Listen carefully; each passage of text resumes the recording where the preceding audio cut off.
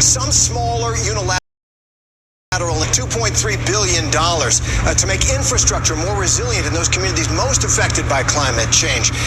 Help low-income Americans with their cooling and air conditioning expenses, and open up areas in the Gulf of Mexico for offshore wind power. But all that really is minuscule compared with the challenge, a national, global challenge that requires a national response, and that can only come from Congress. And without Joe Manchin or a single Republican, this will have to do for now.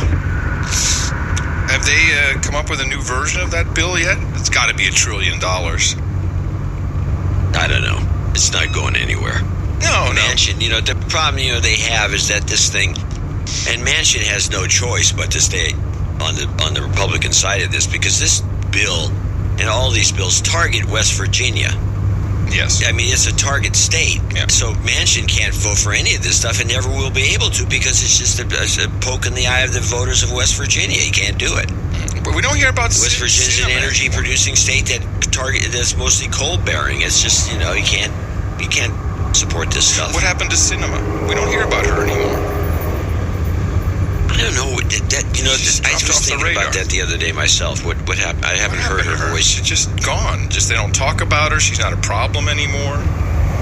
Well, she got censored by her own party in Arizona.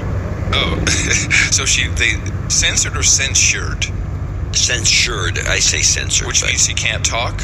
Which means censored. Censured. Yeah. She got censured. No, it means that she got scolded. It's a scolding. It doesn't mean anything. It doesn't do anything. There's no, jail time involved. I think Cheney got censured in Wyoming too by her party there.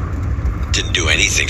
Now she's the head honcho over there in the hearings. A lot of people tweeted and sent me copies of our transportation secretary, Mayor, affectionately known as Mayor Pete Buttigieg, of him saying, "Well, everyone's just got to buy." I'm paraphrasing. Everyone should buy an electric vehicle. Yeah, it was I saw that clip, and I thought it was funny, but he said a lot more in-depth stuff that I think is much crazier, really, when you think about it. And also, did you get it? Yeah, of course I did, from CNBC. Now, when you're on CNBC, it's a different type of conversation. It's a different vibe. So, what's his face? You'll recognize his voice. The main host there of their morning show. He's saying, okay, so how does this make sense? We got the gas is sky high. We've got this, looming climate emergency. Can't we just make it so that while we're working on the climate emergency, people can still have enough energy to cool their home in the summer and to heat it in the winter? That was the basic question. And Mayor Pete, he's had some kind of makeover. There's something going on with his face. I can't quite put my finger on it. Although he does have this mustache shadow, which looks a lot like the guy with the leather guy with the mustache in Frankie Goes to Hollywood. It's just, if you picture that on Mayor Pete, it's kind of creepy. I can't. Some people know what I'm talking about.